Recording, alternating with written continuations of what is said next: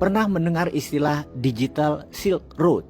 DSR ini adalah sebuah proyek shadow underground yang pemerintah Tiongkok jalankan sejak 5 tahun terakhir ini. Tujuannya untuk mengkolonialisasi 4.0. Pertanyaan di awal, apa itu Digital Silk Road dan apa itu kolonialisasi 4.0? Kolonialisasi adalah cara sebuah negara untuk mempertahankan kehidupan di negaranya dengan memanfaatkan sumber dari wilayah lain. Sehubungan dengan hal ini, Tiongkok telah banyak mencengkram negara-negara yang memiliki sumber daya alam yang pejabat dan pengelola negaranya adalah mereka yang haus akan kekuasaan dan tidak terlalu kenal politik luar negeri atau geopolitik, juga pemimpin yang sangat pragmatis alias pemimpin yang hanya fokus di hal-hal yang sederhana. Banyak negara di Afrika jadi korban Tiongkok, juga negara-negara di Amerika Latin, serta negara-negara Asia termasuk negara tetangga kita, Konoha. Kalau Indonesia tidak kena karena pejabatnya pintar-pintar dan ngerti geopolitik. Negara tetangga kita, Konoha itu parah.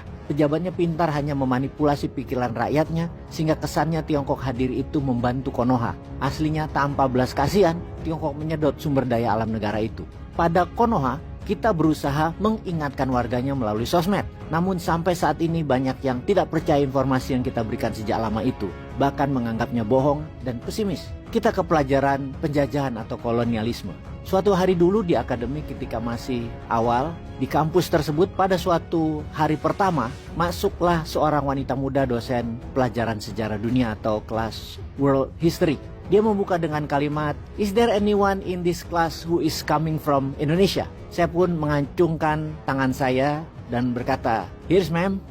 Okay. "Do you know that Gajah Mada are creating colonialism 4.0? Ditanya, tahukah bahwa Gajah Mada yang menciptakan sistem penjajahan 4.0? Maka saya jawab, "No ma'am, I don't know." Dan ketika satu kelas ditanya olehnya, semua menjawab sama, tidak tahu. Bahkan Gajah Mada saja tidak ada yang tahu. Ditambah lagi kolonialisme juga masih belum paham. Kemudian sang dosen menjelaskan secara sederhana.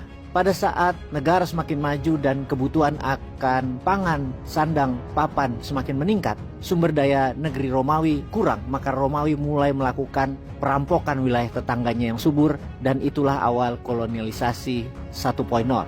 Ciri kolonialisasi 1.0 adalah pelebaran wilayah hidup atau Lebensraum ke wilayah tetangga. Kolonialisasi 2.0 mencaplok wilayah yang jauh dari wilayahnya. Seperti apa yang Inggris, Belanda, Spanyol, Portugis lakukan di abad pertengahan, Indonesia adalah korban kolonialisasi 2.0-nya Belanda. India adalah korban kolonialismenya Inggris di abad pertengahan. Kemudian dunia bertumbuh, kebutuhan sebuah negara semakin banyak, maka setiap negara mulai membangun kekuatan angkatan perangnya, sehingga mencaplok tetangga tidak semudah zaman dulu. Atau untuk melakukan pencaplokan wilayah yang jauh malah akan sangat merugikan.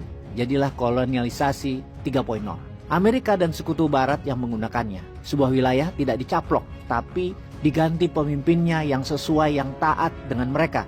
Dikudeta kalau perlu, dengan memasang boneka-boneka barat yang berkuasa, di mana sumber daya alamnya disedot habis oleh sekutu barat dan Amerika. Seperti banyak negara Afrika, Amerika Latin, dan Asia oleh Amerika dan sekutunya. Indonesia pernah merasakan cengkeraman itu di zaman Soeharto di bawah ketiak Amerika. Semakin sulitnya dan mahalnya memelihara hunta atau boneka pemimpin tadi, maka berubahlah kolonialis tadi menjadi kolonialisme 4.0. Kita ke sejarah Majapahit. Gajah Mada menyatukan lebih dari 100 kesultanan dan kerajaan di bawah Panji Majapahit, hanya perang dengan kerajaan Pasundan. Sisanya semua negosiasi, di mana 90%-nya takluk. Apa negosiasinya? Mereka membawa ancaman kapal maritim yang besar, kemudian mengirim utusan dengan meminjami emas. Di mana di kemudian hari, hal itu dinamakan perjanjian logam Majapahit. Emas tadi dipinjami untuk membangun kerajaan-kerajaan tadi, lalu syaratnya dikembalikan dengan bunga dan produk hasil alam diambil atau dibeli oleh Majapahit. Majapahit adalah kerajaan dagang. Cara itu disebut kolonialisasi 4.0. Hebatnya Gajah Mada, di mana dunia masih hanya mengenal kolonialisasi 1, 2, dan 3, Gajah Mada atau Majapahit sudah pakai kolonialisasi 4.0. Saat ini, Tiongkok meniru Gajah Mada. Mereka memakai kolonialisme 4.0. Amerika dan sekutu masih pakai kolonialisasi 3.5 kali ya sekarang. Kombinasi hard power dan soft power. Kolonialisme atau kolonialisasi 4.0 adalah 100% soft power. Pendekatan ekonomi, pendekatan dagang. Yang mana Tiongkok sesungguhnya yang paling diuntungkan, yang pencaplok itu. Karena mendapatkan sumber daya alam dan pokok pinjaman kembali berserta bunganya. Konoha dapat apa? Ya nggak dapat apa-apa.